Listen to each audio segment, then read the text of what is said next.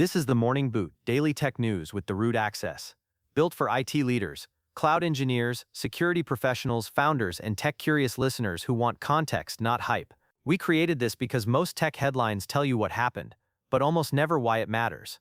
We cover what's happening in AI, cloud, security, and enterprise tech, and what it means for people running real systems. No fluff, just what shapes how we build, operate, secure, and scale. This is just clear, practical context for IT leaders, engineers, founders, and anyone who wants to stay sharp without wasting time. Think of this as your daily boot up for the tech world. This is our first episode, and a bit different. No news, and today we start this show with what matters most: communication in IT, and that's all. It is 9 a.m. 31st January 2026 in California. Let's start with what matters.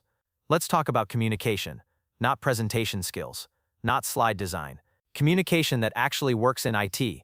Because here's a widely accepted truth across engineering leadership, consulting, and executive management. Most IT failures are not technical failures. They are communication failures. Projects don't fail because the cloud architecture was impossible. They fail because expectations were unclear. Risk wasn't framed. Trade-offs weren't explained. And decisions were made without shared understanding. So today I want to give you a practical framework for communicating with IT executives, engineers, security teams, founders, and decision-makers without wasting mental energy, without vague language, and without losing control of your narrative. We're going to start with the single most important rule: always have an executive summary. Always. Whether you're talking to a CIO, a security architect, a startup founder, or a senior engineer, your audience wants orientation before detail. This is not opinion. This is supported by decades of cognitive psychology and executive communication research. Human working memory is limited. People need a mental map before they can evaluate details. That's why strong communicators use bluff, bottom line up front. The executive summary answers 3 questions immediately.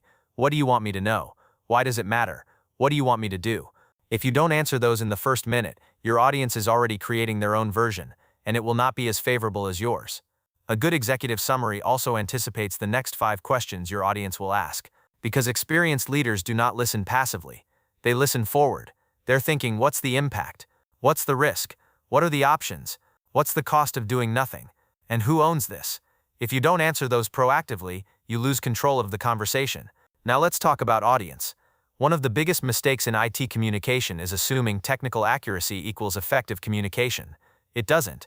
Effective communication starts with a simple discipline. Who is your audience, and what do they care about right now? Executives care about outcomes, risk, cost, and timing. Engineers care about correctness, feasibility, and trade-offs. Security professionals care about threat models, exposure, and blast radius. Founders care about speed, differentiation, and survival. Technology enthusiasts care about learning and insight. Same topic, different mental filters.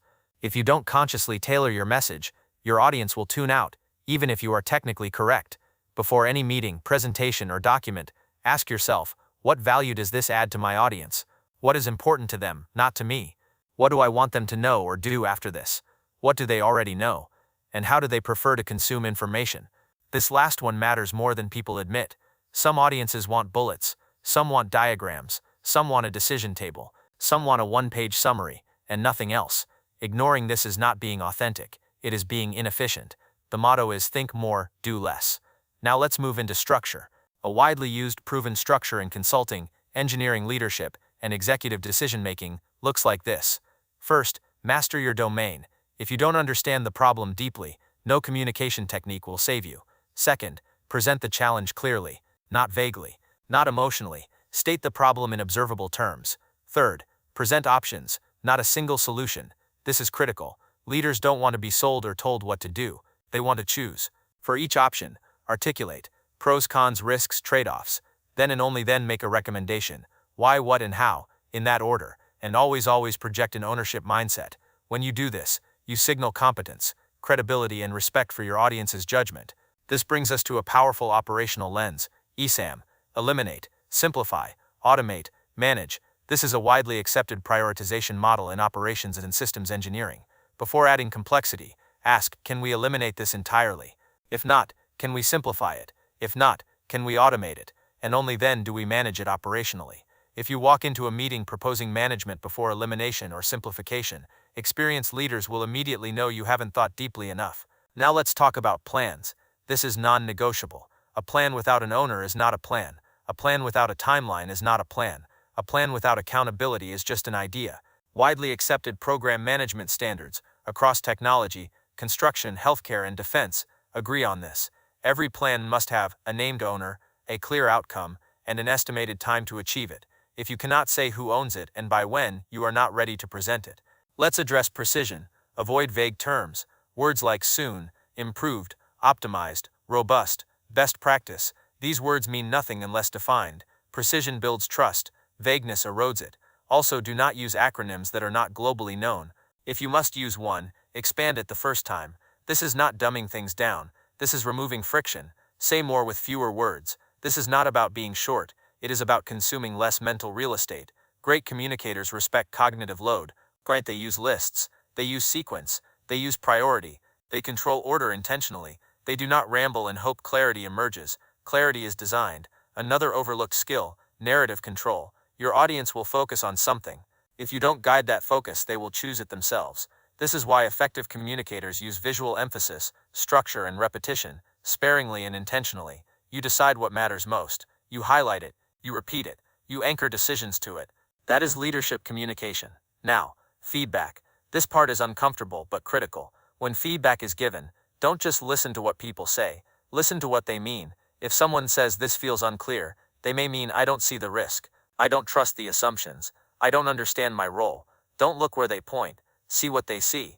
This is a widely taught principle in negotiation, user experience design, and leadership coaching. The words are the surface. The meaning is underneath. And finally, be a jerk to yourself. Review your work repeatedly. Check flow. Check sequence. Check priority. Ask yourself, is this the right order? Is this precise? Does every point earn its place? Self-critique is not self-doubt. It is professional discipline. The best communicators you admire are not naturally gifted. They are relentlessly edited. So let me leave you with this. Communication in IT is not about sounding smart. It is about creating shared understanding.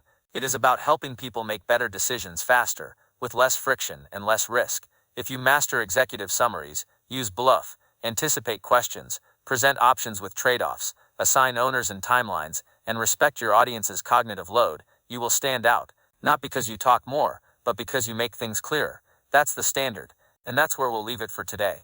Thank you for listening.